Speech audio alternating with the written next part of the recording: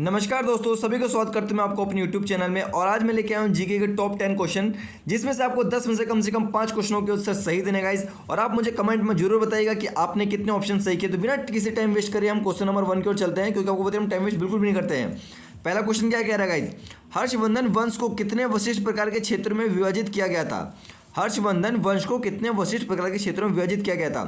Question पढ़िए, option पढ़िए, answer बताइए जल्दी से, जल्दी बताइए गाइस। बता दूं मैं? जल्दी बताइए, जल्दी बताइए गाइस। देख लिए, कॉपी में लिखते रहिएगा, लास्ट में मुझे बता दीजिए कितने ऑप्शन सही गए। तो इसका आंसर है 2। ठीक है, 2 भागों में विभाजित किया गया था। प्रश्न नंबर 2 की ओर चलते हैं जल्दी से। उस्ताद बिस्मिल्लाह खान के प्रसिद्ध प्रतिवादक हैं, कौन है गाइस? जल्दी बताइए। क्वेश्चन देखिए, ऑप्शन देखिए, आंसर बताइए जी फटाफट।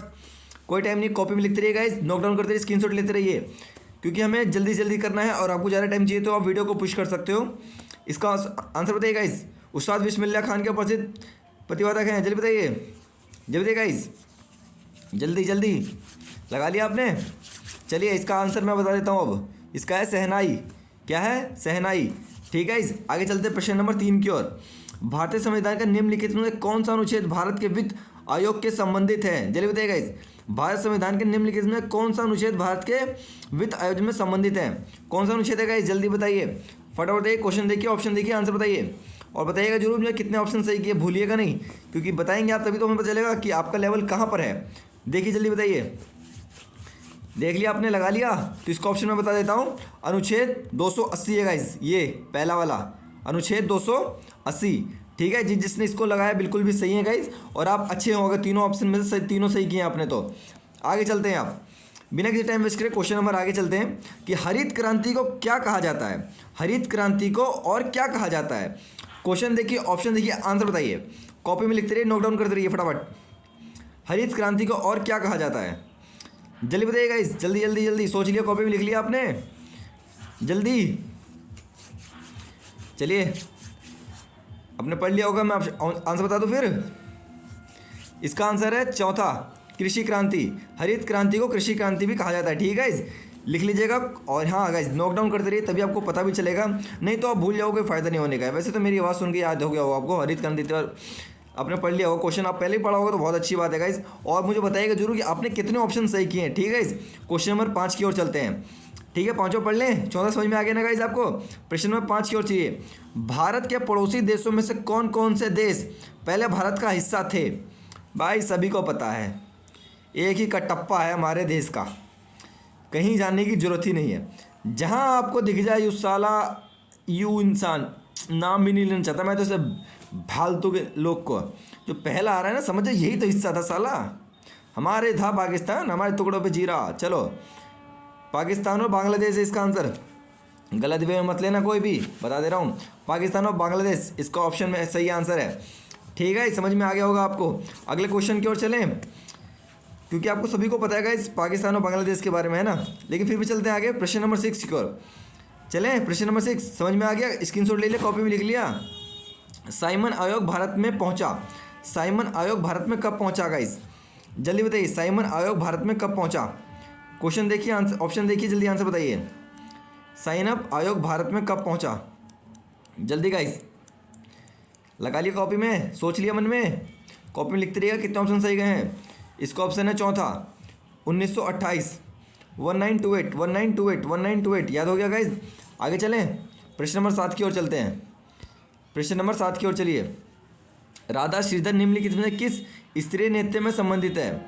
राधा श्रीधर निम्नलिखित में से किस शास्त्रीय नृत्य समझ रहे ना गाइस? डांस, नाच, गाना, समझ गए होंगे आप किससे संबंधित है?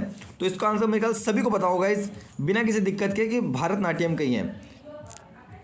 देखिए, भारतनाट्यम है, कहाँ है? भारतनाट्यम कौन है? भरतनाट्यम कौन है? भरतनाट्यम। याद हो गया? भरतनाट्यम। राधा श्रीधर निम्नलिखित में किस स्त्रीय नृत्य के संबंधित है? भरतनाट्यम। कौन है? भरतनाट्यम। क्या है? भरतनाट्यम। याद हो गया होगा इस। प्रश्न नंबर 8 की ओर चलते हैं। भारतीय खिलाड़ी अंजुम चोपड़ा कौन सा खेल खेलती है? भारतीय खिलाड़ी अंजुम चोपड़ा कौन सा खेल खेलती है? जल्दी बताइए, क्वेश्चन देखिए, ऑप्शन देखिए, जल्दी बताइए आंसर। गलती नहीं होनी चाहिए गाइस। आपके कितने हो गए? क्या? माफ़ कीजिएगा, किसी ने बुला लिया था, थोड़ा सा काम आ गया। आगे चलते हैं क्वेश्चन की ओर। आपको पहले मैंने बता दिया था मेरे ख्याल से। राधा श्रीधर निम्नलिखित में किस नृत्य डांस गाना बताई देते हैं ना, भरतनाट्यम के। प्रश्न नंबर 8 की ओर चलिए। भारतीय खिलाड़ी अंजुम चोपड़ा कौन सा खेल खेलती हैं? भारतीय खिलाड़ी अंजुम चोपड़ा कौन सा खेल खेलती है गाइस? इसका आंसर मैं बता दे रहा हूँ, जिसने देख लिया होगा अच्छी बात है। इसका है क्रिकेट। क्रिकेट कौन सा है? क्रिकेट। वो क्रिकेट खेलती थी, ठीक है। कौन सा खेलती थी? क्रिकेट। प्रश्न नंबर 9 के चलते हैं, सेकंड लास्ट क्वेश्चन है। आइए चलते हैं। पंडित रविशंकर कौन सा वाद्य यंत्र बजाते हैं? कौन सा यंत्र बजाते हैं गाइस? जल्दी बताइए। अरे यार, ये थोड़ा विज्ञापन कोई ऑप्शन नहीं है गाइस, इसको आप मत लिखिएगा, ये थोड़ा गलती से लिखा गया है, ठीक है। इसमें कुछ नहीं है, ये 4 ऑप्शन ही है। जल्दी बताइए कौन सा है? पंडित रविशंकर कौन सा यंत्र? जल्दी जल्दी जल्दी बताइए गाइस। सभी को पता होगा मेरे ख्याल से, तो इसका आंसर नहीं पता है, पर जिसको पता है सितार, वो बिल्कुल सही है। सितार है गाइस, सितार।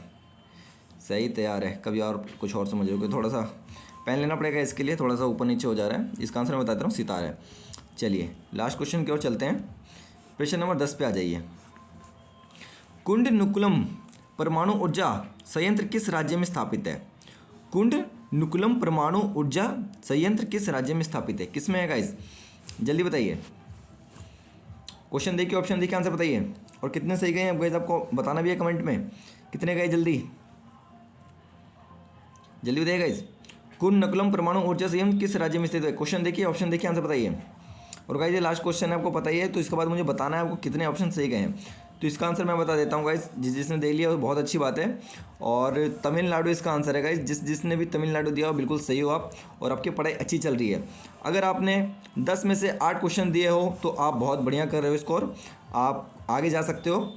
और जो नहीं कर पा रहे हैं सही से स्कोर, वो थोड़ी सी मेहनत करो और भी अच्छा कर सकते हैं आप। और किसी डिमोटिवेट होने की ज़रूरत नहीं है, आप बस क्वेश्चन करते रहिए। मैं रोज़ 10 क्वेश्चन लाऊंगा, 10 में से आप रोज़ बताइए मुझे अपने कितने क्वेश्चन किए। आज मेरे 10 क्वेश्चन थे, 10 में से आपने कितने बताए आप मुझे बताइएगा ज़रूर। और बाकी आप चैनल पे, मैं सब्सक्राइब करने की वजह से बोलता नहीं हूँ, बस आप, मैं यही चाहता हूँ कि आप रोज़ पढ़ो, मैं ही पढ़ूंगा, आप भी पढ़ो। और कितना पढ़ा आपने कमेंट में बताइएगा, मतलब कि कितने क्वेश्चन किए। मैं 10 क्वेश्चन दूंगा, अगर आप बोलोगे तो 10 से ज़्यादा भी क्वेश्चन ला सकता हूँ, और अच्छे से लाऊंगा गाइस। थोड़े से आप 10 क्वेश्चन मैं रोज ही लाऊंगा, आपको पता ही है। 10 में से कितने के बस कमेंट बता देना गाइस। तो थैंक्स फॉर वॉचिंग, मिलते हैं नेक्स्ट वीडियो। नमस्कार दोस्तों, राधे राधे।